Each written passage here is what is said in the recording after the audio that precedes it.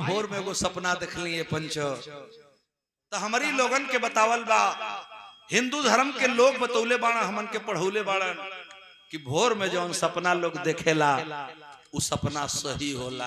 बा बुढ़िया माई देखली भोर में सपना उचुक के उठ के बैठ गईली अपनी लड़का के बोलोली लड़का दौड़ के अलन बाबू लड़का आके खड़ा हो गया माई का बात बा कहलन कि बाबू आज हमारी गांव में जयंती है न हमारी जयंती तो है लेकिन 10 बजे के बाद शुरू न हुई तू एक बा कहाँ बोला लू कहले माई बेटा हम कुछ बतावे खातिर बोलोली है कहले माई का बतावल चाहत हो तो माई अपने सपनवा के बतिया वो लड़का से बतावत है कि बेटा आज बाबा साहब के जयंती हमारी गांव में मनावल जाई तो हम एगो भोर में सपना देखली हैं और वो सपनवा में एगो हम चीज देखली हैं उस सपना का बात माई अपने बेटा से बतावत थी आ हम आपके बतावे चलत हई गीत के माध्यम से उ का समझावत रहली माई एक लाइन गीत का तर्ज बता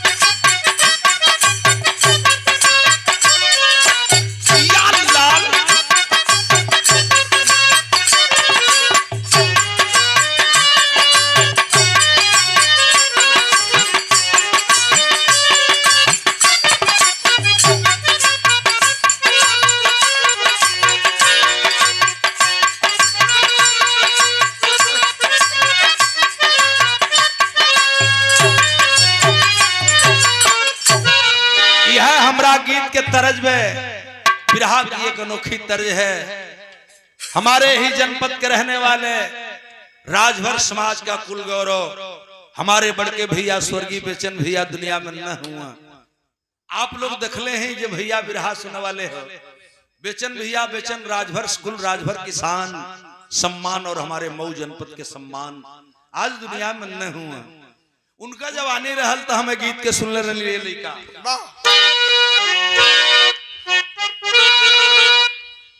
साच बतिया कहिला सही सही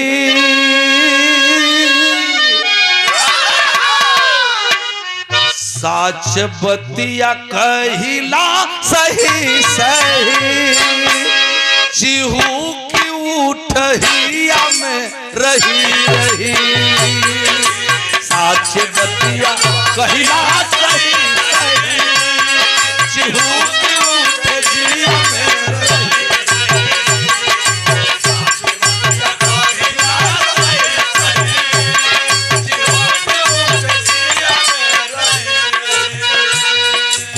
माई बुढ़िया माई अपनी लड़का बाबू के बोलोनी है ए रमेश बाबू बिहने हमारी गांव में जयंती बा हम भोरवा में वो सपना देखली है ए हमार लाल लड़कवा पूछलस कि माई कौन सपना देखलू है तो माई अपनी बाबू से बतावत है का बतौली न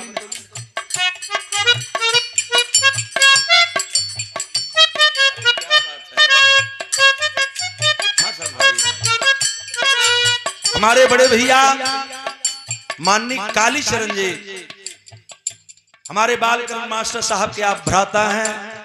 हमारे भैया को सादर 100 रुपए का सम्मान आया है। सब भैया लोगों के हार्दिक नमो बुद्धाय जय भीम। माई बहन के बहुत बहुत आभार अभिनंदन स्वागत। वो माई अपनी बेटा से बताओ थे रतिया मो देखलू सपना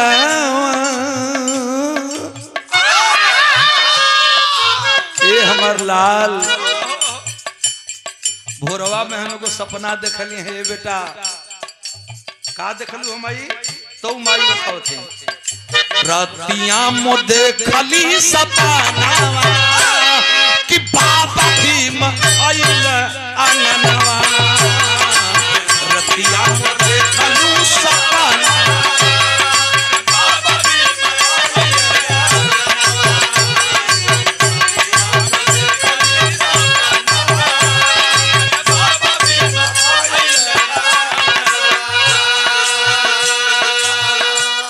बेटा भोरवा में हमें को सपना देखली है, आज जयंती हमारी गांव में मनावल जाई ना, तो सबेरवा हम सपना देखली है ना कि हमारी अंगनवा में बाबा साहब खड़ा हूँ।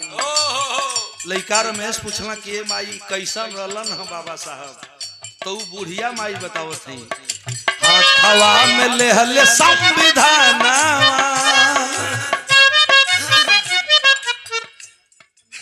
अंबिका भैया 100 पुरस्कार अंबिका भैया और बहनी हमारी गुलाबी देवी जी 100 पुरस्कार हार्दिक नमो बुद्धाय जय। माई बताओ अपने लिखा गौर करो हाथवा में ले हले संविधान, अरे बाबा भीम आइल रतिया में देखा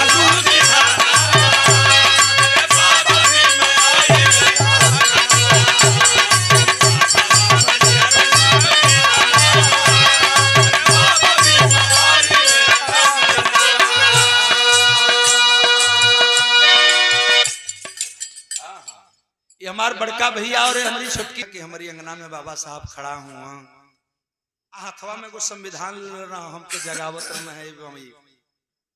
वो बेटा पूछलस कि माई तो जगा के का कहलो हो बाबा साहब, तो माई बतौलिन है ये हमार लाल भैया भैया हो, माई बतौलिन कि ये हमार लाल बाबा साहब कहत रहलन कि बिहने तोहरी गांव में जयंती मनावल जाई, तो अपनी लड़का से बोल दिया वो भाषण देला। जब भाषण देवे जाई ना तो अपनी लड़का से बता दिया कि जाके जयंती में एगो बात जरूर बताई अपनी लोगों से। कौन बात बताई? उमाई सपना का बात बताओ।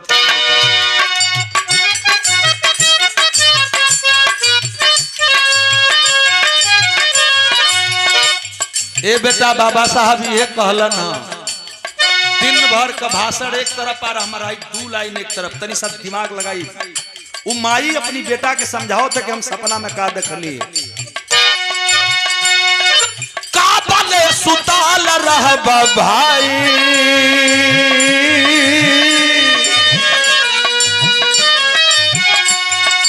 का बले सुताल रहब भाई, उठ जागा ले अंगड़ाई,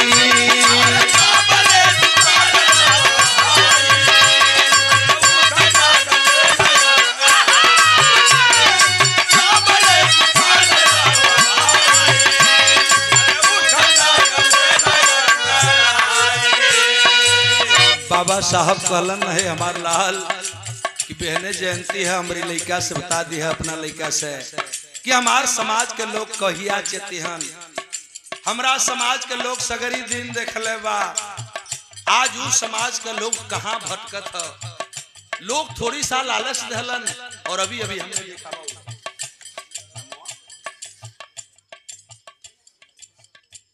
नंदन बाबू ये सादर सम्मान आए हैं हमारे छोटे भाई,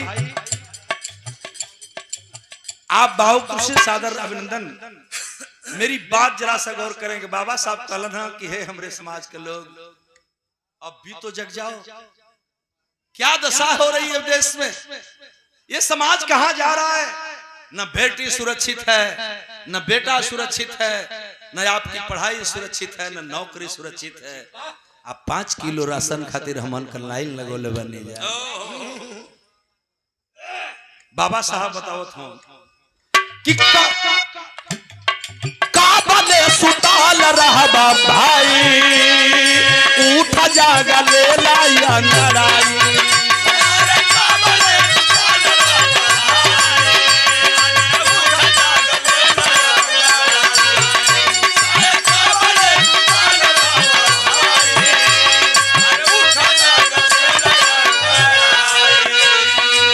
कभी आपने सोचा है बाबा साहब बतौलन के माई हमारी ये बात के जयंती में जरूर जाके तोहर लड़का बताई, बता दिया ओकरा से कि लोगन से समझाई कि शासक जमात रहल भाई,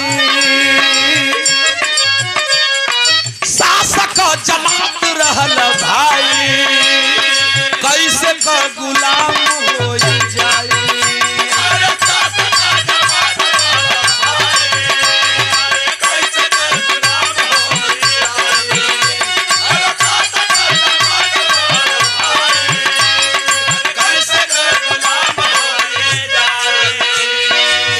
एकता के कर ले अलनवा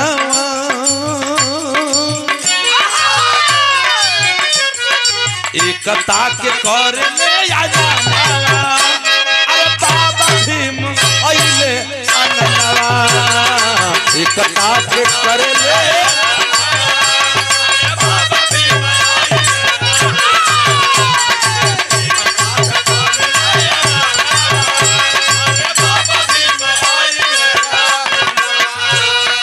मेरे समाज के लोगों, हम इस मसीहा के कर्जदार हैं और कहां आप भटक रहे हो। कुछ लोगों ने हमारे ही समाज के कुछ भाई हमारे बीच में ऐसी बीज बो दिया कि भाई से भाई को अलग कर दिया और बाबा साहब का मिशन आज खतरे में है, संविधान खतरे में है। भाषण देने वाले लोग भाषण दे रहे हैं, बोलते हैं एक गौरी शंकराचार्य आपका बेटा बोल रहा है, आपका भाई बोल रहा है। मैं आपके परिवार का हूं तो गर्व से कहना चाहता हूं कि बचा लो इस देश को, बचा लो अपने समाज को। न तो लाठी डंडा का मार खैले के बाद भी हमारा समाज का का दुर्दशा रहल हम बतौली। माई बहन बेटी, हमार भी बेटी टीचर बाय, ये दुनिया में बेटी बैठल है, लेकिन इहो दशा हमारा देश में रहल जब शरीर पर तन ढके के भी अधिकार न रहल हमरा बहन बेटी के। मैं बधाई दूंगा उस नांगली ने जैसी बिटिया को जिसने कर के बदले अपना स्तन काट के दे दिया था इस समाज को।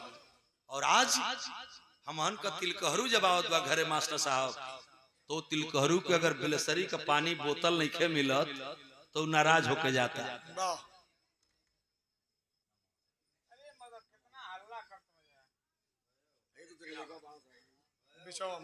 सुब्रा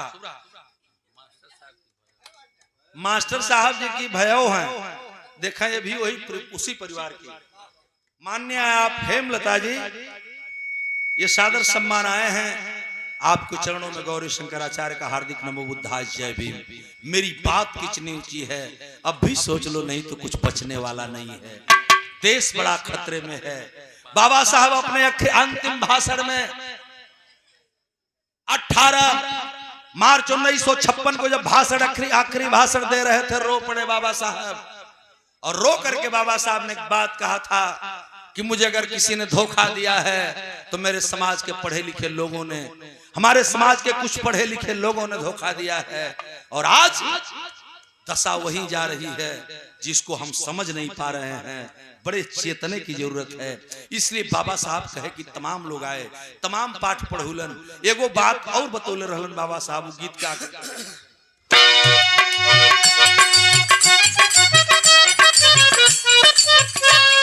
साहु फूल बुद्ध यहाँ आए।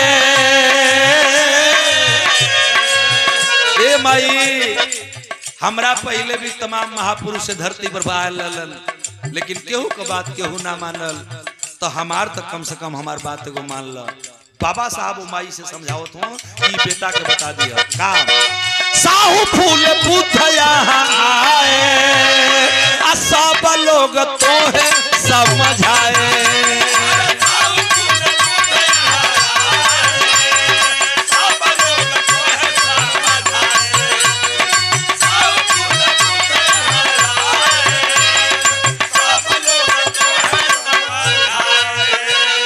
साहु फूल बुद्ध यहाँ आए, सब लोग तो है समझाए।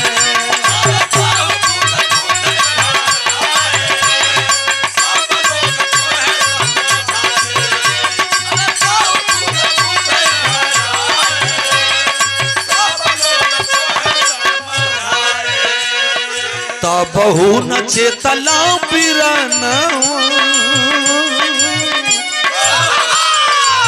बहु न चेतना पिरानवा। अरे बाबा भीम आइल अंगनवा, चेतना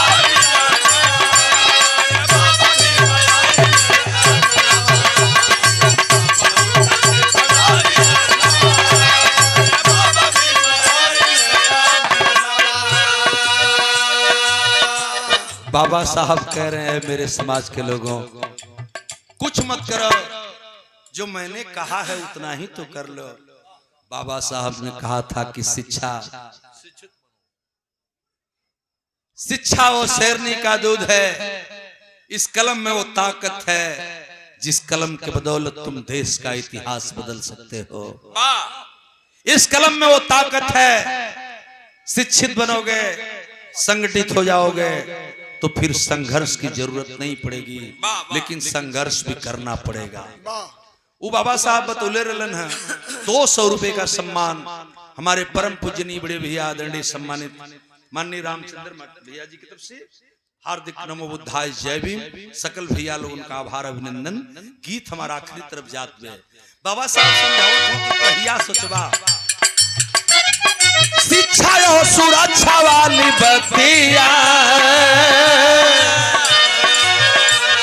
शिक्षा यो सुरक्षा वाली बतिया, अरे संगठित हो जाई का संगतिया।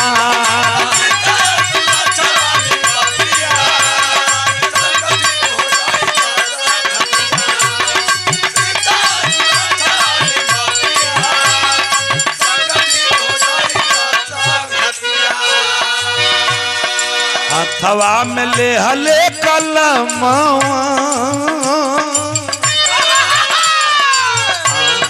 हथवा में ले हले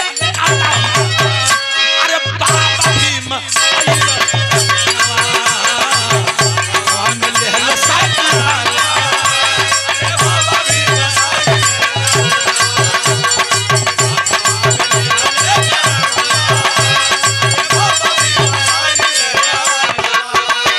गंदा थे नाला हमको समंदर बना दिया, अरे गंदा थे नाला हमको समंदर बना दिया, अधिकार दे के मेरा मुकद्दर बना दिया, पैरों की धूल मानती थी सभ्यता हमें और बाबा साहब ने हमको सिकंदर बना दिया, सिकंदर बना दिया, सिकंदर बना दिया। ऐ मेरे समाज के लोगों, ऐ मेरी माता बहन है, हमारे भैया लोग, हमार बाबू लोग बड़ा दशा झेलने के बाद हमार पुरखा पुरनिया दादा लोग हो मजे पुरनिया बाजे पढ़ले बा ओकरे समय से पूछा लोग स्थिति का रहल, आज स्थिति का बा, लेकिन फिर भी हम अपने को संभाल नहीं पा रहे हैं।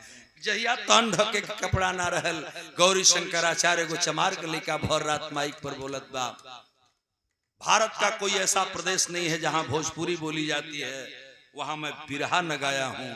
अभी भैया बतौलो ना कि आप सिरसा में हरियाणा में हम लोग आपको बुलाए थे, तो तोहरी आशीर्वाद से ही चमार के लइका भर रात बोलेला, लेकिन आप कब चेतोगे? अगर अब भी नहीं चेतोगे तो जो देश में नारा दिया गया है बेटी बचाओ बेटी पढ़ाओ, कभी आपने सोचा है? ये लोग बेटी बचाओ बेटी पढ़ाओ का नारा देते हैं और आप समझ नहीं पाते हो। एक तरफ शिक्षा को महंगी कर दिया गया कि न पैसा रही न तोहर लइका पढ़ी, दूसरे तरफ प्राइवेटीकरण कर दिया गया, न नौकरी नहीं न तू आरक्षण मंगवा, तीसरे तरफ आपका सब कुछ छीना जा रहा है। मनीषा जैसी बट्टी का, इंद्र कुमार मेघवाल जैसे बच्चे का मार करके हत्या की जाती है पानी के बदले में, एक चुरुआ पानी खाते। मनीषा जैसन बेटी का बलात्कार होत बा, बोटी बोटी काटल जात बाटे। कहिया चेतबा बेटी बचाओ बेटी पढ़ाओ का मतलब हमके तो खाली इतने समझ में आइल कि अगर अपनी बेटी के पढ़ावे के भेजी हो तो के बचावे के क्षमता रखी हो तब भेजी हो, ना तो देश में माठ साहब कुछ हो सकेला। इसलिए आपको सचेत होना होगा। गीत की मेरी आखिरी लाइन लग गई क्या?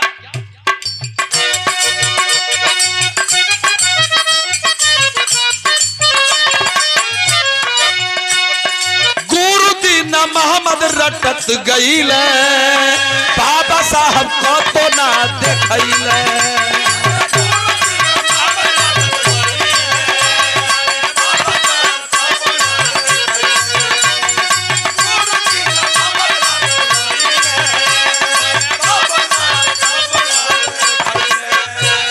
आचार्य गौरी शंकर के तरनव,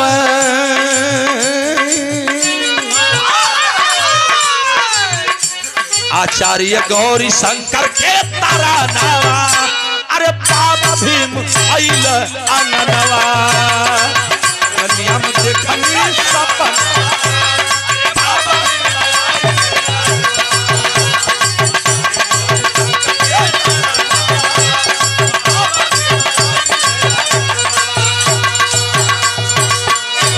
रतिया मो देखली सपनवा कि बाबा भी मयाइल अंगनवा